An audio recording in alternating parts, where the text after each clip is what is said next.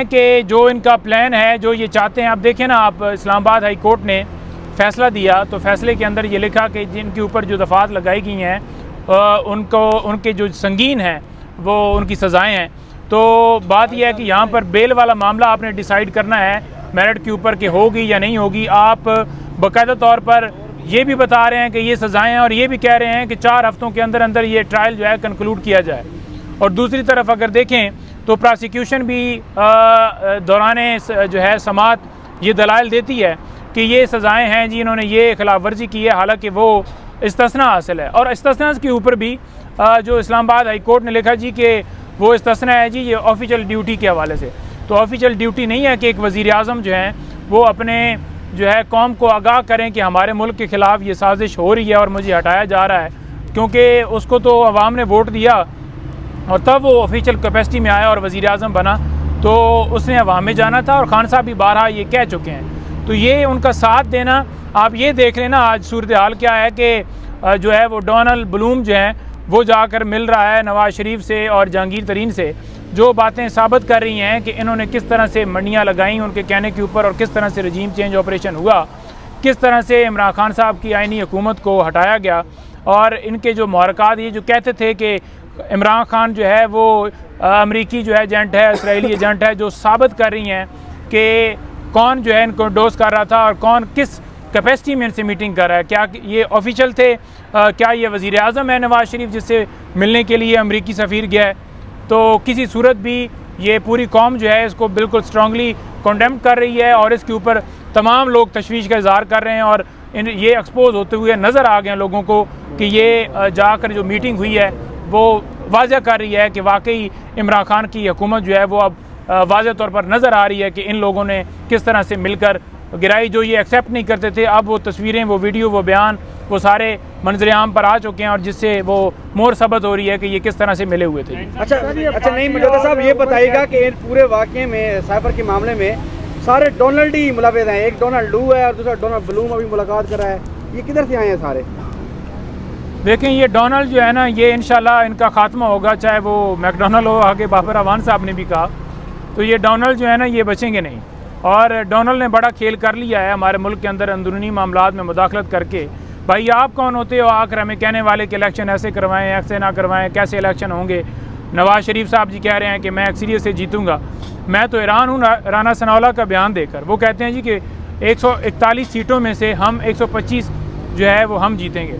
भाई आप 125 कैसे आप फिगर आउट कर सकते हैं? क्या आपको किसी ने 2018 में आपको एस्टेब्लिशमेंट ने यकीन दयानी करवाई थी, अभी उनको यकीन दयानी करवाई है? नहीं साहब की शेरवानी तैयार है सर। देखें, कभी भी इमरान खान ने ऐसा नहीं कहा कि हम 125 सीटें लेंगे, हम 130 सीटें लेंगे। इमरान खान वोट की ताकत से, अवाम की ताकत से इक़्तिदार में आए और अभी भी वोट की ताकत से ही इक़्तिदार में वो आएंगे इंशाल्लाह। लेकिन ये चाहते हैं कि धांधली के ज़रिए, रिगिंग के ज़रिए ये इमरान खान को बाहर रखें, इमरान खान PTI की हुकूमत ना आ सके। और जो वाज़ेह तौर पर आपके सामने नज़र आ रहा है उसमें जी नहीं सर, ये बताइएगा कि एक वक्त था कि जब ये कहा जाता था कि PTI के लिए मुस्लिम लीग नून की विकटें गिर गई, फलानी जमात की विकटें गिर गई। आज जहांगीर तरीन साहब उस वक्त भी एक्टिव थे, आज भी जहांगीर तरीन साहब के पास लोग जा रहे हैं, तो एतराज़ क्यों? देखें, बात यह है कि उस वक्त जो लोग थे वो अपनी मर्ज़ी से जा रहे थे।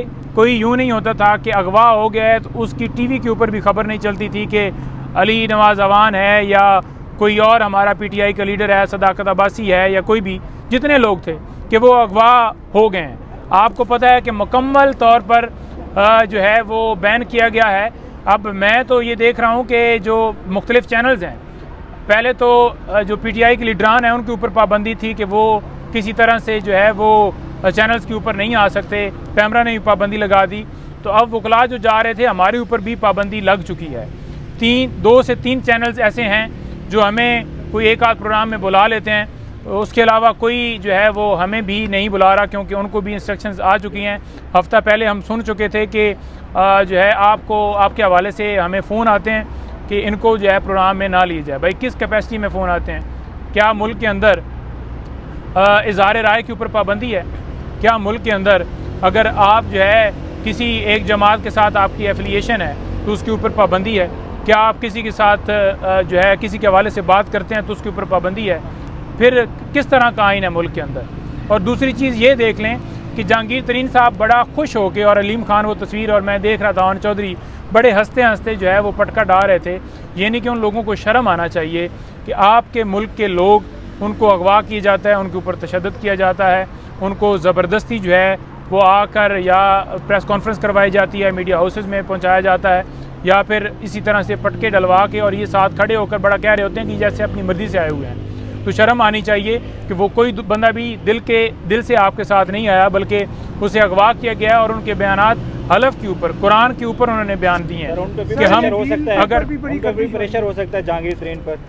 देखिए उनके ऊपर क्या प्रेशर हो सकता है, उनके ऊपर कोई प्रेशर नहीं है। उनके ऊपर उनको सिर्फ मजबूरी है अपनी, जो उन्होंने मिलें बनाई हुई हैं, जो उन्होंने चीनी स्कैंडल्स और सारे मामलात हैं, और जो दूसरा आपका है क्या नाम है उसका, अलीम खान, तो उसको तो सोसाइटियों का मामला है ना, क्योंकि वो कब्ज़ा माफिया है, तो वो सोसाइटियाँ और उन्होंने कब्ज़ा माफिया वाला वो सारा मामला जो है अपने कंट्रोल में रखना है।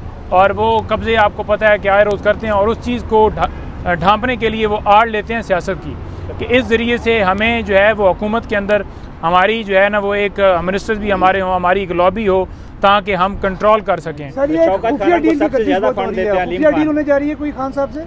देखें, चोर अगर कोई किसी जो है वो इदारे को फ़ंड देता है ना, या कोई करप्ट आदमी, तो उसके ऊपर ये नहीं कहा जा सकता कि वो बरी ज़िम्मा हो गया। अब आप ये तो है ना कि 5 कत्ल कर लें, उसकी आप 1 करोड़ बोली ले लें, और उसमें से आप कहें कि मैं 10 लाख मस्जिद को दे रहा हूँ, ठीक है, तो आप ये कहें कि ये बड़ा सवाब का काम कर रहा है, तो वो कोई सवाब का काम नहीं है। होने जा रही है खान साहब से, तो सुना है कि खुफिया डील हो रही है गद्दी शहर से। देखिए, मेरे ही इतला के मुताबिक मेरी मुलाकात जो हुई है वो जुमे को हुई है, और खान साहब से मुलाकात के दरमियान मैंने कोई ऐसी चीज़ नहीं देखी कि इमरान खान साहब किसी तरह से कोई इस तरह की बात करें या कोई वो डाउन होने वाली बात करें। वो बड़े पुरज़म डटे हुए, मैं तो उनका कॉन्फिडेंस देखकर, उनका जो है वो बात करने का अंदाज़ देखकर इतने ज़्यादा वो रिलैक्स होते हैं, स्पेशली जेल के हवाले से। हाँ, नो डाउट उनको ये परेशानी ज़रूर होती है कि मुल्क के अंदर क्या सूरत हाल है, इलेक्शन नहीं हो रहे, मुआशी जो है अदम इस्तेकाम है, या गिरफ्तारियाँ छापे और वो सिलसिला जारी है, लेकिन बहुत ज़्यादा पुरएतमाद होते हैं और बहुत ज़्यादा कॉन्फिडेंस में होते हैं, और उनको मिलकर हमें बड़ा हौसला मिलता है। मैं लास्ट टाइम भी बड़ा मिला हूँ, तो बड़ी हमेशा मुझे बड़ी अच्छी जो है उनसे मिलकर जो है वो चीज़ें मिलती हैं, और एक जो है आपके अंदर जो है कॉन्फिडेंस मज़ीद बिल्ड होता है। तो लास्ट टाइम भी बड़ा देखा, चेयर के ऊपर बैठे हुए थे और उनसे मुलाकात हुई। अदालत लगने से पहले हमारी मुलाकात हुई, क्योंकि जज साहब फिर बाद में आए, और अदालत जब ख़त्म हुई तो फिर उसके बाद भी हमारी मुलाकात जो है मुख्तलिफ़ हवालों से जारी रही थी। अच्छा, ये बताएं कि जैसे आपने कहा कि चीनी माफिया और कब्ज़ा माफिया, ये जब पीटीआई के साथ है तो तब ये चीज़ें क्यों नहीं नजर आई, या फिर आप ये कहना चाह रहे हैं कि उन्होंने ये चीनी माफिया और कब्ज़ा माफिया अभी शुरू किए ये काम? देखें, जब नज़र आई तो खान साहब ने उनको साइड पर कर दिया। जिस वक्त खान साहब को नज़र आनी थी तो उस वक्त उन्होंने उनसे जो है वो दूरी कर ली, और यही वजह थी दूरियों की कि वो तो किसी को नहीं बर्दाश्त करते ना, कि कोई बेशक उनका भाई हो, उनकी बहन हो, उनका कोई रिश्तेदार हो, कि वो कोई करप्शन करे, क्योंकि उनकी जो फ़ाइट थी, 27 साल स्ट्रगल थी, वो रूल ऑफ लॉ के ऊपर थी, जो है कानून की बालादस्ती के ऊपर थी, इंसाफ के ऊपर थी, कि मुल्क के अंदर इंसाफ हो, अमीर और गरीब के लिए इंसाफ बराबर हो। यहाँ पर अगर कोई बेचारा गरीब जो है वो छोटी मोटी चोरी करता है, कोई मोटरसाइकिल चोर, दूसरे तीसरे, तो वो उसको जो है जेल में डाल दिया जाता है, और उसकी ना ज़मानत होती है, ना उसकी कोई सुनवाई होती है, और उसकी ज़मानतें भी खारिज होती हैं। और दूसरी तरफ मुल्क के सबसे बड़े डाकू, उनको जो है वज़ीर आज़म बना दिया जाता है। Thank you sir. अच्छा पंजोरी साहब, आखिरी एक सवाल है, 200 वकला की सुनने में आ रहा है टीम तैयार की जा रही खान की,